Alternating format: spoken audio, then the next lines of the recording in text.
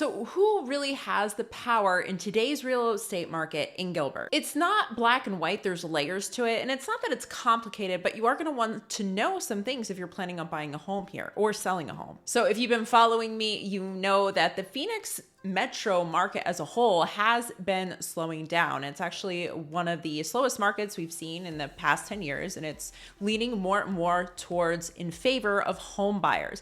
Now, the thing to remember, it's a shifting market. That doesn't mean it's a crashing market. So today, Gilbert is technically a neutral market, meaning the balance of supply and demand is pretty even. So it's an even playing field between buyers and sellers in theory. If you're familiar with the Gilbert market, particularly the past like 4 or 5 years, you would know that Gilbert has been a very competitive market and one of the more competitive cities in Phoenix Metro. It was typically easier to sell a home than buy. But very recently, we've seen a major slowdown. When we actually look at the major cities in Phoenix, it's the third fastest slowdown, if you will, second to Scottsdale and Chandler. So basically, it's been the worst market for sellers and the best market for home buyers really since 2014. But this is the thing. We are still seeing certain homes get multiple offers. This actually happened to me just last week. This one home, we were up against 4 other buyers. So why is this happening if the market is slow? And if this does happen to you, how can you win that house? Okay, so let's talk about it. The reason why the market has slowed down so much in the past few months is because the number of homes for sale on the market has increased significantly. And if we remember a few years ago, we were in one of the hottest markets really ever, where homes are just going so quickly. And what's happening now is there's a lot of sellers currently that are quote unquote drunk with power. That's what Tina Tambor, our local housing analyst, said. Meaning that a lot of these sellers think they have more power than they really do, just because they're familiar with this market a few years ago that is no longer in existence. So a lot of these home sellers are posting these homes that are dirty, they're unmaintained, and then they put kind of a hefty price tag on this house. And then there are some savvy sellers out there. They're making sure their home is professionally cleaned. They're keeping it maintained. They're doing fantastic marketing to make sure they're getting as many eyes on the property. But most importantly, what they're doing is pricing their home slightly under market value. And the reason they're doing this is to get as much foot traffic, get as many showings as possible, and then receive multiple offers. And you probably already know what I'm talking about. I know a lot of us have been scrolling through Zillow and we're like, wow, this home looks beautiful, and it's way less expensive than a lot of these other homes on Zillow. So they go tour the home, they fall in love, they realize that there's no work to be done, so it's really convenient, so they're okay with paying a little bit more than what that list price was on Zillow. So if you find yourself in this situation, how do you win that house? This is the key component of negotiating.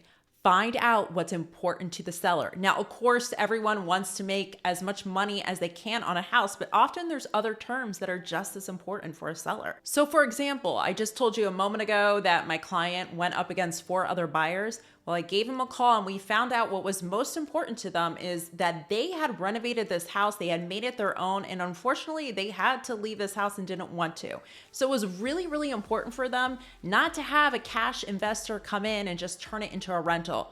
They wanted to make sure that it was going to be a family that really loved this house. The other thing too is they didn't want a quick close. They actually wanted a slightly longer close so they had plenty of time to move out and not feel rushed. Now, the other thing is we are able to get a ballpark idea of where these other offers were. They want to give us a dollar amount, but with some gentle probing, we were able to get a good idea and put in an offer where the number was just a little bit over the other offers. Now, there's many other terms that a seller may want in other circumstances. Maybe they want a shortened inspection period, or maybe they want their earnest money to be hard in order to have less risk during the escrow period. There's a multitude of creative ways, aside from just that purchase price, where you can make your offer much more attractive to that seller. So it's really figuring out what's important to them and asking the right questions. Now, about a month ago, I was on the opposite side. I was a listing agent for a multiple offer scenario, and it was surprising to me that the buyer's agents never even called or texted me to figure out what was important to my seller, and they ultimately lost out on the deal because of it. Now, the reality is most homes are not getting multiple offers in today's market, and there's actually some incredible deals deals out there. So if you're a person that is really looking to purchase a home and have it as a wealth building tool for you, I'm going to tell you what to look for. Look for homes that have been on the market for at least 2 weeks or 30 days. You can even set up your search to filter these homes. Second, look for the grandma house. Now, when I say the grandma house, I mean a home that has been well taken care of. The systems are in working order, AC and roof, but maybe the interior is a little outdated and could use some cosmetic upgrades. Third, find the person that really needs to move. Maybe it was an inherited property, or maybe they're relocating out of state. And last month, I did mention that we did see the median sales price in Gilbert lower. Interestingly enough, we did see that correct. It is back up to $600,000 for the median sales price. Now, considering that we have seen the market slow down, it is possible we could see the median sales price decline, but go ahead and hit that subscribe button and I'll keep you up to date. Thanks so much for your time.